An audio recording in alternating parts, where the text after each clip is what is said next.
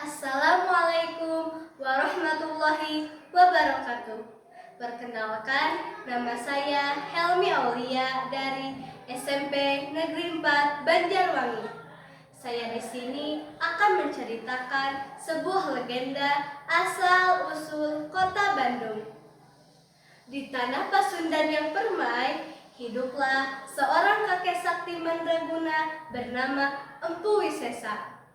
Ia tinggal di sebuah padepokan yang asri, dikelilingi hutan rimbun dan aliran sungai yang jernih.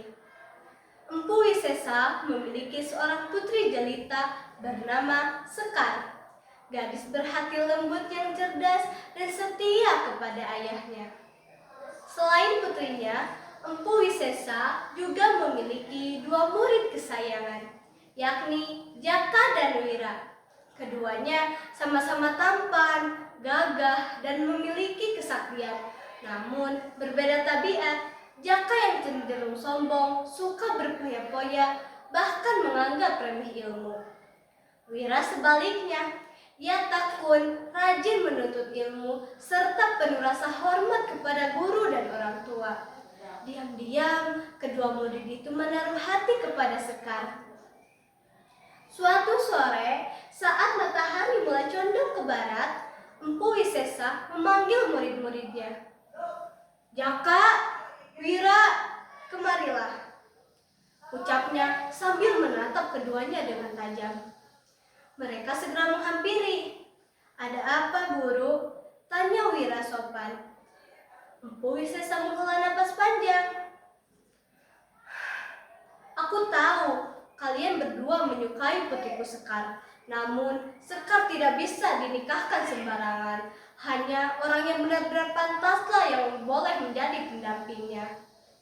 Jaka tersenyum penuh percaya diri. Guru, jika hanya soal kepantasan, tentu aku yang lebih unggul. Aku kuat, tampan, dan disukai banyak orang. Sekar yang mendengar itu menunduk malu, sementara Wira menatap lantai tanah dengan rendah hati.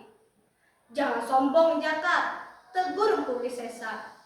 Aku akan membuat sayembara. Barang siapa di antara kalian yang bisa memadamkan lahar panas Tangkuban Perahu, dialah yang berhak menikahi Sekar. Jaka mendengus meremehkan. Ah, itu mudah. Dengan kesaktianku, aku bisa melakukannya kapan saja. Wira menjawab tenang. Guru, aku akan berusaha sekuat tenaga mencari cara terbaik. Mohon doa restumu, guru. Empu Wisesa mengangguk. Pergilah, gunakan ilmu dan akal. Ingatlah, kesungguhan hati lebih berharga daripada kesombongan. Hari-hari berikutnya, Jaka tidak sungguh-sungguh berusaha. Ia lebih banyak berpoya-poya di desa, bermain judi, bahkan menghabiskan waktu bersama wanita-wanita cantik. Teman-temannya sering menegur, namun Jaka hanya tertawa.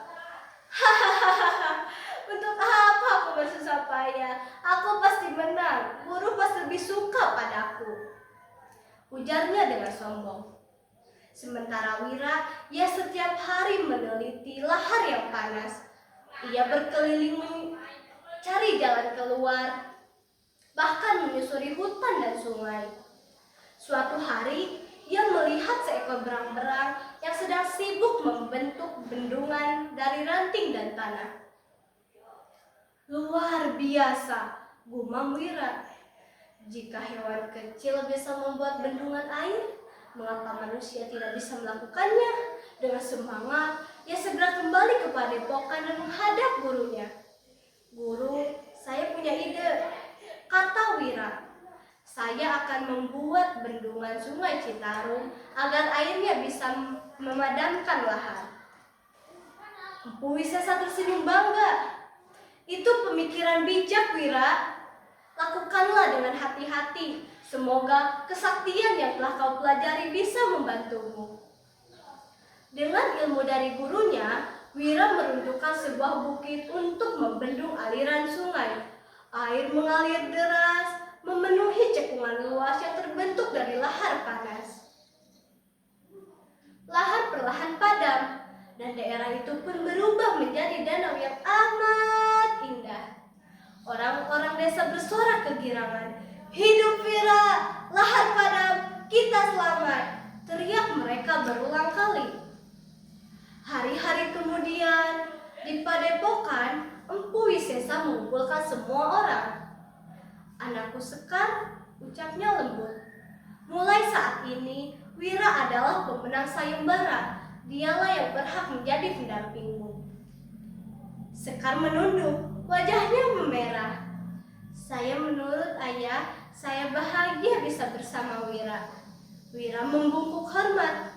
Terima kasih guru, terima kasih Sekar. Saya berjanji akan menjaga kebahagiaan ini.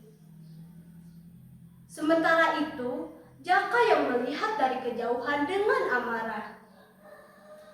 Tidak mungkin, seharusnya akulah yang berhak. Aku tidak akan tinggal diam. Namun setelah itu Jaka menghilang tanpa jejak. Tidak ada yang tahu kemana ia pergi. Tahun demi tahun pun berlalu. Bendungan yang dibuat Wira mulai melemah. Air di danau luas itu perlahan surut dan akhirnya mengering. Namun tanah bekas danau justru lebih subur dan gembur. Orang-orang mulai bermukim di sana, bercocok tanam, dan hidup makmur. Keturunan Wira dan Sekar pun menjadi penduduk asli daerah tersebut. Dari bendungan itulah lahir nama daerah Bandung yang berasal dari kata bendungan. Lihatlah guru, ucap Wira suatu hari ketika melihat sawah-sawah hijau membentang. Tanah ini menjadi subur bagi anak cucu kita. Empu Wisesa yang sudah renta mengangguk haru. Itu benar Wira, tanah ini akan kelak dikenal sebagai kota besar yang makmur. Semua berawal dari kesungguhan hati dan kerja kerasmu. Itulah cerita asal-usul kota Bandung. Sekian, terima kasih. Wassalamualaikum warahmatullahi wabarakatuh.